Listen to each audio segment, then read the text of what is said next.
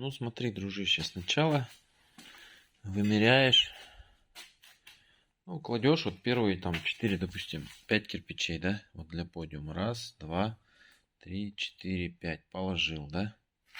Потом рисуешь вот эти вот кирпичик, ну, срез один, да, допустим. То есть первый ряд кладешь и второй ряд кладешь на этот, да.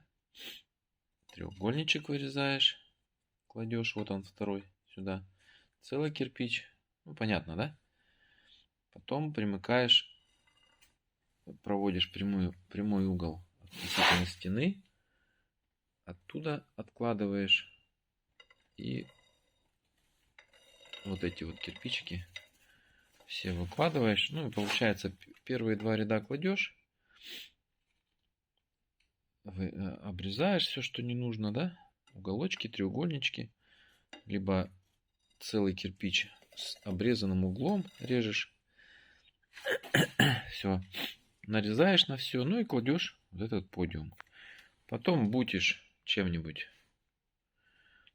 3 ряда, ну вот в данном случае 4 ряда подиум, 3 ряда бутишь, четвертый ряд уже, ну, допустим, у тебя первый ряд где-то на 2,5 сантиметра от пола.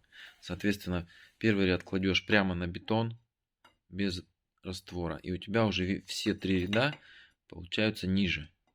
А уже четвертый ряд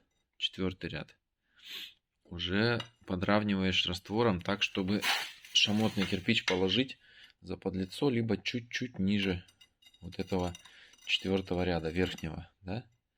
Ну и все. Вокруг, там, где не нужно шамотное дно, там бутишь. Ну и все. Потом ставишь кружало. Вот у меня в данном случае кружало на 66. Вот оно, кружало. Ну, на бумаге все это рисуешь, чтобы у тебя подошло, размер, там все, чтобы верхний ряд. Ставишь кружало. Да, в самом начале проводится прямая линия. Вот она, до потолка прямая линия. Между двумя балками, вот между двумя балками посередине прямая линия. Так, чтобы пошла труба между балками, чтобы не обходить, не резать, ничего, да. Вот, ну и все. Потом подиум положили. Потом ставим кружало посередине, проводим здесь линию, проводим с этой линией, соединяем все линии прямые, чтобы симметрично было. Ставим кружало и начинаем вокруг кружала также выкладывать первый ряд, да. Ну, опять же смотрим, чтобы красиво было. Допустим, если здесь у нас шов, значит здесь сплошной кирпич. Если бы здесь был, допустим, ну, как-то целый кирпич, значит же здесь бы были две половинки. Соответственно, смотришь на свой эскиз, где у тебя и как у тебя арка там подходит. Ну, то есть это все учитываешь, чтобы красиво было, чтобы симметрично. Вот, то есть, ну и погнал. Кладешь первый ряд, также вырезаешь треугольнички, также проводишь прямую линию перпендикулярно стене. Выкладываешь все кусочки, вымеряешь. Вот здесь кусочек 11 сантиметров. Вымеряешь целый 11. Вот здесь вот 15. Ну, примерно. То есть это все по месту.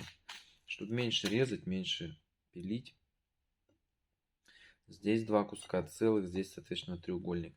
И чтобы перевязка была. Потому что, допустим, вот здесь два прямых кирпича, здесь один срезанный. Здесь вот этот треугольничек, просто он вот такой. Тык, тык. А здесь целый. Соответственно, углы перевязываются. Да? Ну, чтобы ты понял, вот следующий ряд опять пойдет. Следующий ряд пойдет. Будет вот так. Смотри. Вот, допустим, вот будет вот такой кирпич.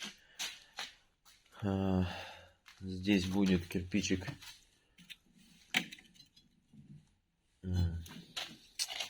11, вот они, 11 сантиметров. Вот. Ну, здесь пойдет целый, соответственно, да? Видишь, здесь у нас шов, а здесь пойдет целый кирпич. Вот. Ну и здесь опять два. Видишь, здесь угол вот такой. Вот. Вот у этого кирпича. Вот такой. А тут у тебя пойдет целый кирпич. И он вот этот кусочек перекроет.